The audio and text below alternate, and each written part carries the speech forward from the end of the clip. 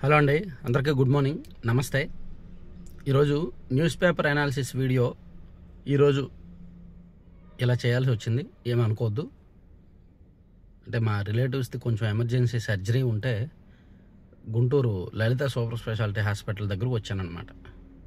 ఆ హాస్పిటల్ దగ్గరలోనే నేను ఇంకా రూమ్ తీసుకొని మేమందరం ఇక్కడే ఉన్నాం. సో ఇంకా తప్పనిసరి పరిస్థితుల్లో కారులో కూర్చొని చేయాల్సి వస్తుందండి. బహుశా మన ఛానల్ పెట్టిన 5 సంవత్సరాలు అవుతుంది. ఛానల్ పెట్టి 5 సంవత్సరాలు దాటింది. దీనిలో ఇది రెండోసారి కారులో న్యూస్ పేపర్ అనాలిసిస్ వీడియో కారులో చేయడం రెండోసారి. కారులో మనం రెగ్యులర్ వీడియోస్ చాలా చేస్తుంటాం, కానీ న్యూస్ పేపర్ అనాలిసిస్ మ్యాక్సిమం నేను ల్యాప్టాప్ కానీ స్క్రీన్ కానీ చూస్తుంటా. ఈరోజు ఇలా చేయాల్సి వచ్చింది. ఇదిగోండి, వేరే మొబైల్లో నేను న్యూస్ పేపర్స్ ఓపెన్ చేసుకొని ఇంపార్టెంట్ అంశాల వరకు చెప్తాను, ఏమనుకోవద్దు. నేను 10:30-11 కల్లా మళ్ళీ స్టూడియోకి వెళ్ళిపోతే యాజ్ యూజువల్ రెగ్యులర్ వీడియోస్ చేసుకుందాం. నిన్న అమరావతిలో సిఆర్డిఏ కార్యాలయం భవనం ప్రారంభమైంది. సో ఈ సందర్భంగా సీఎం చంద్రబాబు నాయుడు గారు అక్కడ రైతులు అండ్ మహిళలతో కూడా మాట్లాడారు, వాళ్ళతో ఇంటరాక్ట్ అయ్యారు, కొంచెం భావోద్వేగంగా మాట్లాడారు. రాజధాని అభివృద్ధి యాత్ర ఆరంభం, రైతుల త్యాగానికి రెట్టింపు ఫలాలు పూచి నాది, మీరు అందించిన సహకారం మర్చిపోలేను, గత పాలకులు చేసిన అవమానాలు మరవద్దు, ఎన్డీఏ ప్రభుత్వం శాశ్వతంగా ఉండాలి, సిఆర్డీఏ భవన ప్రారంభోత్సవ సభలో ముఖ్యమంత్రి చంద్రబాబు. సో అక్కడ చంద్రబాబు నాయుడు గారు అమరావతి భవనాల్లో కట్టడాల్లో ఇదే ఫస్ట్ బిల్డింగు, దీన్నే మనం ఫస్ట్ నిర్మాణం స్టార్ట్ చేశాము, సో ఈ అభివృద్ధి ఇంకా కొనసాగుద్ది అని చెప్తూ, అలాగే భూములు ఇచ్చిన రైతుల త్యాగాలు నేనేమి మర్చిపోను, నాకు అన్నీ కూడా గుర్తుంటాయి అని చెప్పారనమాట. అది కూడా మనం చూడొచ్చు. ముఖ్యంగా అక్కడ రైతులతో, అంటే రైతులు యాక్చువల్ అమరావతి రైతులు అంత సంతృప్తికరంగా లేరు. ఈ కూటమి ప్రభుత్వం వచ్చిన తర్వాత ఏదో చేస్తారు అనుకుంటే వాళ్ళు చేసిన ఉద్యమానికి, వాళ్ళు చేసిన త్యాగాలకు, వాళ్ళు పడుతున్న కష్టానికి, వాళ్ళ కన్నీరికి, వాళ్ళ అంతర్గత ఆవేదనకు ఈ కూటమి ప్రభుత్వం ఏమైనా పరిష్కారం చూపిస్తుందేమో అనుకుంటే ప్రభుత్వం కూడా ఇప్పుడు వరకు ఏం లేదు. అందుకని అమరావతి రైతులు వాళ్ళ నిరసనలు తెలియజేయడానికి రెడీ అవుతున్నారు. సో అందుకని వాళ్ళకి భరోసా ఇచ్చేలాగా నేను ఒకసారి మీ అందరితో మళ్ళీ ఇంటరాక్ట్ అవుతాను అని చెప్పి సీఎం చంద్రబాబు నాయుడు గారు చెప్పారు. అదొకటి కొంత ఉపశమనం అనుకోవచ్చు. అలాగే నెక్స్ట్ ఇంకో వార్త చూసుకుంటే, చంద్రబాబు నాయుడు గారు నేను ఢిల్లీ వెళ్ళారు. ఢిల్లీ వెళ్ళి ప్రధానమంత్రి నరేంద్ర మోదీ గారిని కలిసి విశాఖపట్నంలో నవంబర్ 14-15 తేదీల్లో భాగస్వామి సదస్సు ఉంది కదా, పెట్టుబడిదారుల భాగస్వామి సదస్సు, దాన్ని రాష్ట్ర ప్రభుత్వం ప్రెస్టీజియస్గా తీసుకుంది. అంతర్జాతీయ స్థాయిలో అమెరికా నుంచి, లండన్ నుంచి, దుబాయ్ నుంచి ఇలా అంతర్జాతీయ స్థాయిలో పెట్టుబడిదారులు వస్తారు. సో మన రాష్ట్రంలో ఎక్కడైనా ఇన్వెస్ట్మెంట్స్ పెడతారు, వాళ్ళ ప్రాజెక్టులు పెడతారు అనే భారీగా అంచనాలు ఉన్నాయి దాని మీద. సో దాని మీద ఆల్రెడీ మార్కెటింగ్ నారా లోకేష్ గారు, చంద్రబాబు గారు అండ్ మంత్రుల బృందం విదేశాలు పర్యటించి రకరకాల పెట్టుబడిదారులను ఆహ్వానించారు. సో ఈ భాగస్వామ్య సదస్సుకు మీరే సారథ్యం వహించండి అని చెప్పి ప్రధానమంత్రి నరేంద్ర మోదీ గారిని నిన్న సీఎం చంద్రబాబు నాయుడు గారు కలిసి ఆహ్వానించారనమాట. విశాఖ భాగస్వామ్య సదస్సుకు సారథ్యం వహించండి, ప్రధాని మోదీకి ముఖ్యమంత్రి చంద్రబాబు ఆహ్వానం, రాష్ట్రానికి అతిపెద్ద ఎఫ్డీఐ అనుమతి ఇచ్చినందుకు ధన్యవాదాలు, ఆర్సెలర్ మిత్తల్ బీపీసీఎల్ పరిశ్రమల ఏర్పాటుకు చేయూతనందిస్తున్నందుకు కృతజ్ఞతలు, 16న కర్నూలులో జరిగే జీఎస్టీ సభపై చర్చ, ప్రధాని నివాసంలో గంట పాటు భేటీ. సీఎం చంద్రబాబు నాయుడు గారు, ప్రధాని నరేంద్ర మోదీ గారు గంట పాటు భేటీ అయ్యారనమాట. అలాగే 14-15 తేదీల్లో జరగబోతున్న ఈ భాగస్వామ్య సదస్సు మీద సీఎం గారు అధికారులతో కూడా చర్చించారు. అది మనం చూడొచ్చు. అవి ఈనాడు, ఆంధ్రజ్యోతిలో అయితే బ్యానర్ వార్త అదే. అలాగే ఆంధ్రజ్యోతిలో ఏం రాశారంటే, మళ్ళీ ఆ తప్పు చేయొద్దు, కూటమి ప్రభుత్వం 2047 వరకు ఉండాలి, సో మీరు మళ్ళీ కూడా పొరపాటున కూడా వేరే పార్టీకి ఓటేయొద్దు, కూటమి ప్రభుత్వం శాశ్వతంగా ఉంటే అభివృద్ధి ఫలాలు ఖచ్చితంగా మనకు కనిపిస్తాయి అనేటట్టు సీఎం గారు చెప్పారు. అదొకటి చూడొచ్చు. తర్వాత పశ్చిమాసియాలో నవోదయం, ఇదొక ప్రపంచం మొత్తానికి గుడ్ న్యూస్ అండి. 20 మంది బందీలను విడుదల చేసిన హమాస్, 4 మృతదేహాలు అప్పగింత, 1900 మందికి పైగా పాలస్తీనా ఖైదీలను విడిచిపెట్టిన ఇజ్రాయెల్, గాజా యుద్ధం ముగిసిందంటున్న ట్రంప్, ఇజ్రాయెల్ పార్లమెంటులో ప్రసంగం, అమెరికా అధ్యక్షుడికి తమ దేశ అత్యున్నత పురస్కారాలు ప్రకటించిన ఇజ్రాయెల్, ఈజిప్టు. సో ఒక రకంగా పశ్చిమాసియాలో గత 2 ఏళ్లుగా హమాస్ అండ్ ఇజ్రాయెల్ మధ్య నెలకొన్న ఈ ఉద్రిక్త పరిస్థితులు, యుద్ధం ముగిసినట్టే చెప్పుకోవచ్చు. గాజా ఒప్పందం చేసుకున్నారు. గాజా శాంతి ఒప్పందం చేసుకున్నారంట. దాని మీద ప్రపంచ నేతలందరూ సంతకం చేశారు. 20 దేశాల నుంచి వెళ్ళి రకరకాల 20 దేశాల అధినేతలు, వాళ్ళ అధినేతల తరపున వచ్చిన ప్రతినిధులు, విదేశాంగ శాఖకు బాధ్యత వహిస్తున్న కొంతమంది, మన దేశం తరపున విదేశాంగ సహాయ మంత్రి వీళ్ళందరూ వెళ్ళి సంతకాలు చేశారు శాంతి ఒప్పందం మీద. 2 ఏళ్లుగా అగ్నిగుండంలో మారిన పశ్చిమాసియాలో శాంతి పవనాలు వీయడం మొదలైంది. పరస్పర భీకర దాడులతో నెత్తుటేర్లు పారిన ఇజ్రాయెల్, గాజాలలో కొంగొత్త ఆశలు ఊసులాడుతున్నాయి. దాదాపుగా 2 ఏళ్లుగా హమాస్ చెరలో ఉన్న 20 మంది ఇజ్రాయేలీ బందీలు ఎట్టకేలకు స్వేచ్ఛ వాయువులు పీల్చుకున్నారు. సో మొత్తానికి ఈ విషయంలో మాత్రం డొనాల్డ్ ట్రంప్ కృషి ఉంది. ఇండియా పాకిస్తాన్ యుద్ధం ఆపడంలో డొనాల్డ్ ట్రంప్ గారిది ఎంతవరకు పాత్ర ఉందో చెప్పలేం, కానీ ఇక్కడ పశ్చిమాసియా విషయంలో మాత్రం ట్రంప్ది కృషి ఉంది, ఖచ్చితంగా అప్రిషియేట్ చేయాలి. ఇక మరో ఒక పెద్ద సెన్సేషన్. నేను యాక్చువల్లీ నిన్న సాయంత్రం దీని మీద వీడియో చేయాల్సింది, చేయలేకపోయాను ఈ ఎమర్జెన్సీ ఈ కారణంగా. నకిలీ మద్యం కుంభకోణంలో మొత్తం అదంతా కూడా వైసీపీ పాత్ర, వైసీపీ కుట్రే అనేది A1 నిందితుడిగా ఉన్న జనార్దన్ రావు పోలీసులకు వాంగ్మూలం ఇచ్చారు. ఆ వీడియో ఒకటి రిలీజ్ అయింది, లీక్ అయింది. ఆయన పోలీసులకు ఇచ్చిన స్టేట్మెంట్లో అసలు వైసీపీ అధికారంలో ఉన్నప్పుడు జోగి రమేష్ మమ్మల్ని సంప్రదించారు, అప్పుడు మంత్రిగా ఉన్న జోగి రమేష్ మమ్మల్ని ఎంకరేజ్ చేశారు, మీరు నకిలీ మద్యం ప్లాంట్ పెట్టండి, మేము అన్ని రకాలుగా కూడా చూసుకుంటామని చెప్పి మొత్తం ఆయనే మాకు ఉసుగొల్పారు. 3 కోట్లు ఇస్తామని ఆఫర్ చేశారు. సో అందుకని టైం మేము చేసాం. నకిలీ మద్యం వైకాపా కుట్రే. ములకల చెరువు, ఇబ్రహీంపట్నంలో కేంద్రాలు ఏర్పాటు చేయించింది మాజీ మంత్రి జోగి రమేష్. ఎక్సైజ్ సిబ్బందికి సమాచారం ఇచ్చి దాడులు చేయించింది ఆయనే. ఆ మకిలిని కూటమి ప్రభుత్వానికి ఆపాదిస్తూ దుష్ప్రచారం. నకిలీ మద్యం తాగి రాష్ట్రమంతటా చనిపోయారంటూ జగన్ సొంత మీడియాలో అసత్య కథనాలు. 3 కోట్లు ఇస్తామని ప్రలోభ పెట్టి నన్ను పావుగా మార్చుకున్నారు. ఎక్సైజ్ అధికారులు ఎదుట బయట పెట్టిన జనార్దన్ రావు. సో ఇది జోగి రమేషే మొత్తం చేశారు, ఆయన చెప్తేనే మేము చేశాము. ఆయన నాకు చిన్నప్పటి నుంచి జోగి రమేష్ నాకు బాగా తెలుసు, ఆయన నాకు మిత్రుడు. అంటే చిన్నప్పటి నుంచి జోగి రమేష్కి అద్దెపల్లి జనార్దన్ రావుకి మంచి పరిచయాలు ఉన్నాయంట. సో జోగి రమేష్ మంత్రిగా ఉన్నప్పుడు నేను మంత్రిగా ఉన్నాను, నీకేం కాదు, నువ్వు ఇలా తయారు చేయు, మొత్తం చూసుకుందాం, మన గవర్నమెంట్ షాపులు ఉన్నాయి, మనమే అమ్ముదాం అని చెప్పి జోగి రమేష్ ఎంకరేజ్ చేశారంట. అది అద్దెపల్లి జనార్దన్ రావు బయటపెట్టారు. జగన్ జమానాలో జరిగిన 1000 కోట్ల మద్యం కుంభకోణం కేసు దర్యాప్తులో నాటి ప్రభుత్వ పెద్దల పాత్రపై వెలుగు చూస్తున్న సంచలన నిజాల నుంచి ప్రజల దృష్టి మరల్చాలి. ఇదే సమయంలో కూటమి ప్రభుత్వంలో ఊరూరా నకిలీ మద్యం తయారీ జరిగిపోతుందంటూ పెద్ద ఎత్తున దుష్ప్రచారం చేయాలి. దీనికోసం తమ మనిషి ద్వారా నకిలీ మద్యం తయారీ కేంద్రం తెరిపించి ఆ సమాచారాన్ని ఎక్సైజ్ అధికారులకు లీక్ చేయించాలి, దాన్ని తెదేపా నాయకులకు ఆపాదించాలి. ఈ నకిలీ మద్యం తాగి రాష్ట్రమంతటా అనేక మంది చనిపోయారంటూ సాక్షి పత్రిక ఛానల్లో పాటు బ్లూ మీడియాలో హోరెత్తించాలి. దాన్ని అడ్డం పెట్టుకుని ఆందోళనలు చేయాలి, కూటమి ప్రభుత్వంపై బురజల్లి ప్రజల్లో వ్యతిరేకత సృష్టించాలి అనే కుట్రను వైకాపా నేతలు పకడ్బందీగా అమలు చేశారు. ములకల చెరువు, ఇబ్రహీంపట్నం నకిలీ మద్యం తయారీ కేసుల్లో నిందితుడైన అద్దెపల్లి జనార్దన్ రావు దీన్ని పావుగా వాడుకున్నారు. వైకాపా నేత మాజీ మంత్రి జోగి రమేష్ ఈ కుట్రలో ప్రధాన పాత్ర. ఎక్సైజ్ శాఖ అధికారుల విచారణలో అద్దెపల్లి జనార్దన్ రావు ఈ కుట్ర మొత్తాన్ని పోసుకొచ్చినట్టు వివరించారు. ఆర్థికంగా పూర్తిగా దెబ్బతిన్న తనకు 3 కోట్లు ఇస్తామని ప్రలోభ పెట్టి ఈ కుట్రంతా అమలు చేయించారని వెల్లడించారు. ఆయన నేరాంగీకార వాంగ్మూలం వీడియో సోమవారం వెలుగులోకి వచ్చింది. సో ఇది మొత్తం మీద వైసీపీ కుట్ర అని తేల్చారు. ఇది ఎంతవరకు వాస్తవం ఏంటనేది సిట్ దర్యాప్తులో బయటకు రావాలి. మొత్తానికి అద్దెపల్లి జనార్దన్ రావు గారు రిలీజ్ చేసిన వీడియోలో అయితే సంచలనాలే ఉన్నాయి, అది చూడొచ్చు. తర్వాత నైరుతి నిష్క్రమణకు అనుకూల పరిస్థితులు. రాష్ట్రంలో పలు జిల్లాల్లో భారీ వర్ష సూచన. నైరుతి రుతుపవనాలు రాబోయే 2 లేదా 3 రోజుల్లో మహారాష్ట్ర, తెలంగాణ, ఛత్తీస్గఢ్, ఒడిశా, ఈశాన్య రాష్ట్రాల నుంచి పూర్తిగా వెనుతిరిగేందుకు పరిస్థితులు అనుకూలంగా ఉన్నాయంట. ఒక 4-5 రోజుల్లో ఈశాన్య రుతుపవనాలు కూడా రాబోతున్నాయి. ఇక డిగ్రీకి సై, పీజీకి నై.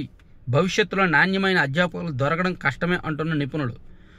రాష్ట్రంలో పోస్ట్ గ్రాడ్యుయేషన్, పీజీ కోర్సుల్లో విద్యార్థుల ప్రవేశాలు తక్కువగా నమోదవుతున్నాయి. బీటెక్, బీఎస్సీ, బీకామ్ లాంటి డిగ్రీలతోనే ఉద్యోగాలు వస్తుండటంతో చాలామంది పీజీపై ఆసక్తి చూపట్లేదు. పాపం ఇది ఆందోళన కలిగించే వార్త.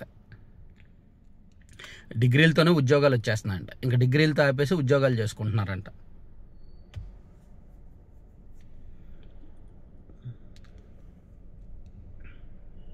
సో ఇవి ఈనాడులో మొదటి పేజీ వార్తలండి. ప్రముఖ వార్తలన్నీ చూసుకున్నాం. తర్వాత పెట్టుబడులు, రాష్ట్ర బ్రాండింగ్ పెంచడమే లక్ష్యం అని చెప్పి విశాఖపట్నంలో నవంబర్ 14-15 తేదీల్లో జరగబోతున్న మీటింగ్ గురించి నిన్న సీఎం గారు రివ్యూ చేశారు. అలాగే జీఎస్టీ తగ్గింపు ప్రజలందరికీ పండగ అనేది సినీ నటుడు ఎమ్మెల్యే బాలకృష్ణ అది ప్రచారం చేశారు. దాంతోపాటు ఈ నెల 16వ తేదీన ప్రధానమంత్రి నరేంద్ర మోదీ గారు కర్నూలు జిల్లా రాబోతున్నారు. అక్కడ ఆయన శ్రీశైలం వెళ్తారు. అలాగే ఈ జిఎస్టీ మీద ఒక ప్రచార సభ కూడా నిర్వహించబోతున్నారు.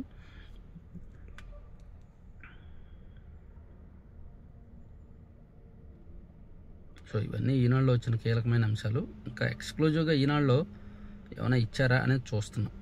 ఎక్స్క్లూజివ్ అంశాలు ఏమి ఇచ్చారా అనేది వెతుకుతున్నాను.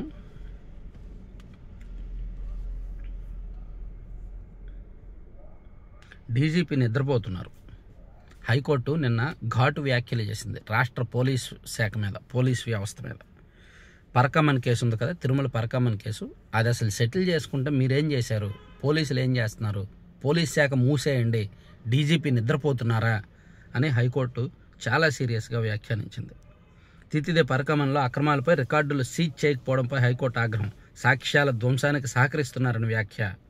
తిరుమల వెంకటేశ్వర స్వామి పరకమన్లో జరిగిన అక్రమాలు, లోక్ అదాలత్లో కేసు రాజీ వ్యవహారానికి సంబంధించిన రికార్డులను సీజ్ చేయాలని సెప్టెంబర్ 19న ఇచ్చిన ఆదేశాలను పోలీసు శాఖ డీజీపీ పట్టించుకోకపోవడంపై హైకోర్టు మండిపడింది. డీజీపీ పోలీస్ శాఖ నిద్రపోతున్నారని, రాష్ట్రంలో పోలీస్ శాఖను మూసివేయడం మంచిదని ఘాటుగా వ్యాఖ్యానించింది. సిఐడిలో ఐజీ పోస్టు లేకపోతే ఆ విషయాన్ని వెంటనే తమ దృష్టికి తీసుకొచ్చి తగిన ఉత్తర్వులు ఎందుకు పొందలేదని ప్రశ్నించింది. సో హైకోర్టు చేత చివాట్లు తినడం పోలీసులకు అలవాటు అయిపోయింది. చట్టాన్ని ఉల్లంఘిస్తే పోలీసులపైన చర్యలు. కోర్టు ఉద్యోగులు న్యాయవాదులతో ఎలా మెలగాలో వారికి సూచించండి. హోంశాఖకు హైకోర్టు మౌఖిక ఆదేశాలు. ఆ శాఖ ముఖ్య కార్యదర్శిని 27న హాజరు కావాలని స్పష్టీకరణ. అదనమాట. పోలీసుల మీద వరుసపెట్టి కేసులు నమోదవుతూనే ఉన్నాయి, భయపడుతూనే ఉన్నారు పోలీసులు కూడా. సో అది ఈనాడు కాసేపు పక్కన పెడితే, సాక్షిలో చూసుకుంటే నిన్న జనార్దన్ గారు, అద్దెపల్లి జనార్దన్ రావు గారు రిలీజ్ చేసిన వీడియో మీద సాక్షిలో ఒక విరుగుడు కౌంటర్ వార్త రాశారు. ఆ వార్త ఏంటంటే, ముఖ్యనేత డైరెక్షన్, జనార్దన్ యాక్షన్, బేతాల కుట్రలు తేలిపోవడంతో ఈసారి పొలిటికల్ సోషియో ఫ్యాంటసీ సినిమాతో పెట్టకథ అని. ఇదంతా కూడా కట్టుకదే, పెట్టకథ. జోగి రమేష్ని ఇరికించడానికి, కావాలని వైసీపీ మీద బురజల్లడానికి వాళ్ళంతా సీన్ చేస్తున్నారు సినిమా. సో కథా, స్క్రీన్ ప్లే, మాటలు, డైరెక్షన్ అంతా ముఖ్యనేత అని చెప్పి అదంతా ఒక యాక్షన్ అనేటట్టు రాశారు. అలాగే కింద జోగి రమేష్ వర్షన్ కూడా ఇచ్చారు. లైవ్ ఎడిటర్ పరీక్షకు నేను సిద్ధం, మీరు సిద్ధమా? చంద్రబాబు లోకేష్కు మాజీ మంత్రి జోగి రమేష్ సవాల్. ఆయన మీద ఆరోపణలు చేసింది జనార్దన్ రావు, ఆయన సవాల్ చేస్తున్నది చంద్రబాబు లోకేష్ని. ఈ జోగి రమేష్ని యాక్చువల్లీ పెద్ద సీరియస్గా తీసుకోకర్లా. ఏదో ఆయన అదృష్టం బాగుండి గాలిలో ఎమ్మెల్యేగా గెలిచి మంత్రి అయిపోయాడు, ఓవర్ యాక్షన్ చేసి మంత్రి అయిపోయాడు. నకిలీ మద్యం కూటమి పతనం తథ్యం. రాష్ట్ర వ్యాప్తంగా ఎక్సైజ్ కార్యాలయాల వద్ద ధర్నాలు, నిరసనల హోరు. రాష్ట్ర వ్యాప్తంగా నిన్న వైఎస్ఆర్ కాంగ్రెస్ పార్టీ హయాంలో ఎక్సైజ్ కార్యాలయం దగ్గర నిరసనల హోరు జరిగిందనమాట. వైసీపీ ఆధ్వర్యంలో నిరసనలు జరిగాయి. ఇక కేసరపల్లిలో నకిలీ బీర్ కలకలం అని ఒకటి ఇచ్చారండి. కృష్ణా జిల్లా గన్నవరం మండలం కేసరపల్లి శివార్లో ఉన్న ఓ వైన్ షాప్లో నకిలీ బీర్ కలకలం సృష్టించింది. ఈ షాపులో కొన్న బీర్ నకిలీదంటూ కొనుగోలుదారుల సిబ్బందితో గొడవకు దిగారంట. కొంచెం జాగ్రత్తగా ఉండాలండి నకిలీ మద్యం వ్యవహారంలో. నిజంగా నకిలీ మద్యం పెట్టేసి కుట్రల పనినా ఆశ్చర్యపోక్కర్లేదు. ఈ ప్రశ్నలకు బదులేదే అని నకిలీ మద్యం కేసులో బాబు సర్కార్ను సూటిగా నిలదీస్తున్న పరిశీలకులు మీన్స్ వైసీపీ వాళ్ళు అదొకటి ఒక 4 ప్రశ్నలు వేశారు, ఒక 10 ప్రశ్నలు వేశారు. మొత్తం నకిలీ మద్యం గురించే రాశారు. సాక్షి మొత్తం అంతే, అదే నకిలీ మద్యం కేసులో వాళ్ళ వెర్షన్ వాళ్ళు రాశారు. ఇక ఆంధ్రజ్యోతి చూసుకుంటే ఆ తప్పు మళ్ళీ చెప్పుకున్నాం. జోగి చెప్పారు, మేము చేసాం, నకిలీ మద్యం గుట్టు విప్పిన జనార్దన్ రావు, అది ఒకటి చూడొచ్చు. తర్వాత శ్రీశైలంలో వీర శివాజీ, మరాఠా చక్రవర్తిని ఆకర్షించిన ఆధ్యాత్మిక క్షేత్రం అని ఒక వార్త రాశారు. దాని సారాంశం ఏంటంటే, జ్యోతిర్లింగం, శక్తిపీఠం కలిగి ఉన్న ఏకైక క్షేత్రం శ్రీశైలం. ఈ క్షేత్రానికి ఈ నెల 16న ప్రధానమంత్రి నరేంద్ర మోదీ రానున్నారు. స్వామి, అమ్మవార్లకు జరిగే ప్రత్యేక పూజల్లో ఆయన పాల్గొంటారు. ఈ పర్యటనలో భాగంగా ఆయన శివాజీ మహారాజ్ స్ఫూర్తి కేంద్రాన్ని కూడా సందర్శిస్తారు. ప్రధాని పర్యటన నేపథ్యంలో ఆ స్ఫూర్తి కేంద్రం గురించి సర్వత్రా చర్చ జరుగుతోంది. ఆ కేంద్రం, అందులోని విశేషాలు ఈ కథనంలో. సో శ్రీశైలంలో ఉన్న మరాఠా చక్రవర్తి శివాజీని ఆకర్షించిన ఒక ఆధ్యాత్మిక కేంద్రం ఉంది. ఆ ఆధ్యాత్మిక కేంద్రాన్ని కూడా సందర్శించబోతున్నారు ప్రధానమంత్రి నరేంద్ర మోదీ గారు. అప్పట్లో ఛత్రపతి శివాజీ 10 రోజుల పాటు ఆ కేంద్రంలో బస చేశారంట. ఖడ్గాన్ని ప్రసాదించిన భ్రమరాంబ అమ్మవారు ఆయన ధ్యానం చేసిన చోటే స్ఫూర్తి కేంద్రం. 16న శ్రీశైలంలో మోదీ పర్యటన, శివాజీ నడియాడిన ప్రాంతాల సందర్శన. నిజానికి మరాఠీయులకు విపరీతమైన శివభక్తి, కర్ణాటక వాళ్ళకి అండ్ మహారాష్ట్ర వాళ్ళకి విపరీతమైన శైవభక్తి ఉంటుంది. సో మనం సినిమాల్లో చూడొచ్చు, సినిమాల్లో కొన్ని సీన్లు కావచ్చు, చరిత్ర కూడా అదే చెప్తోంది. సో అందుకే శివాజీ, ఛత్రపతి శివాజీ ఉన్నప్పుడే శ్రీశైలం వచ్చారు, ఇక్కడ ధ్యానం చేశారు, అమ్మవారిని స్వామివారిని కూడా పూజించి అక్కడ 10 రోజుల పాటు ఉన్నారు అని ఒక ప్రత్యేకమైన వార్తని ఆంధ్రజ్యోతిలో రాశారు. ఇక కేంద్ర మంత్రిగా దిగిపోతా, ఆదాయం భారీగా తగ్గిపోయింది, వెళ్ళి సినిమాలు చేసుకుంటా, నా పిల్లలు ఇంకా సెటిల్ కాలేదు, సదానందన్ను మంత్రిని చేస్తే మంచిది, నటుడు సురేష్ గోపి ఆసక్తికర వ్యాఖ్యలు. సురేష్ గోపి గుర్తున్నారు కదా, ఆయన ఇప్పుడు కేంద్ర సహాయ మంత్రిగా ఉన్నారు కదా. సో ఆయన, నేను ఇంకా మంత్రిగా ఉండలేను, నాకు డబ్బులు రావట్లేదు, డబ్బులు సరిపోవట్లేదు, ఫైనాన్షియల్గా నా కుటుంబం కూడా సెట్ అవ్వలేదు, నేను వెళ్ళి మళ్ళీ సినిమాలు చేసుకుంటాను, నాకు రెమ్యూనరేషన్ వస్తుంది, దాని ద్వారా కొంత ఫైనాన్షియల్గా సెట్ అవుతానని ఆయన బేద పలుకులు, బేద అరుపులు అరిశారనమాట. అంటే దీన్ని ఏమంటారు, ఒక కేంద్ర సహాయ మంత్రిగా ఉంటూ మేబీ అన్ని కేంద్ర మంత్రులుగా ఉన్న వాళ్ళందరికీ డబ్బులు రావు, కానీ కొన్ని డిపార్ట్మెంట్ వాళ్ళకి వస్తాయి, కొన్ని డిపార్ట్మెంట్ వాళ్ళకి రావు. సో ఆయనేమో ఏం రావట్లేదు అంటున్నారు. ఇక పిఎం కిసాన్ పక్కదారి, లక్షలాది కుటుంబాలకు అనుచిత లబ్ధి, నిబంధనల ప్రకారం కుటుంబంలో ఒక్కరికే, కానీ పలు రాష్ట్రాల్లో భార్యాభర్తలు ఇద్దరికీ అందుతున్న పిఎం కిసాన్ నిధులు. 31 లక్షల కేసులు గుర్తించిన కేంద్రం. ఓ నాయన, దేశవ్యాప్తంగా పిఎం కిసాన్ అంట అనర్హులకు అందుతుందంట. అంటే ఒక ఇంట్లో ఒకరికే ఇవ్వాలి కదా, కానీ ఇద్దరికి ఇస్తున్నారంట, భార్యాభర్తలు ఇద్దరికి ఇస్తున్నారంట. అలా ఇతర రాష్ట్రాల్లో మొత్తం కలిపి దేశవ్యాప్తంగా 31 లక్షల మందికి అనర్హులకి అందుతున్నట్టు గుర్తించారనమాట. అది కొంచెం పెద్ద స్కామ్ అనమాట. పిఎం కిసాన్ పథకం అమలుకి సంబంధించి ఒక పెద్ద స్కామ్ అది. సో ఇక వెంకటేష్ నాయుడు ఉంది కదా, మద్యం స్కామ్ గుర్తుంది కదా. చెవిరెడ్డి భాస్కర్ రెడ్డి గారి సన్నిహితుడు వెంకటేష్ నాయుడు ఆల్రెడీ అరెస్ట్ అయ్యారు కదా, రిమాండ్ ఖైదీగా ఉన్నారు కదా. ఆయన ఫోన్లో సంచలనమైన డేటా ఉంది. ఆయన నగదు లావాదేవీల్లో ఆయనే కీలకం, నగదు బదిలీల్లో ఆయనే కీలకం. సో ఆయన ఫోన్లో మద్యం స్కామ్కి సంబంధించిన ఆధారాలు ఉంటాయి, వీడియోలు, ఆడియోలు, వాట్సాప్ చాట్ రికార్డ్స్ ఉంటాయి.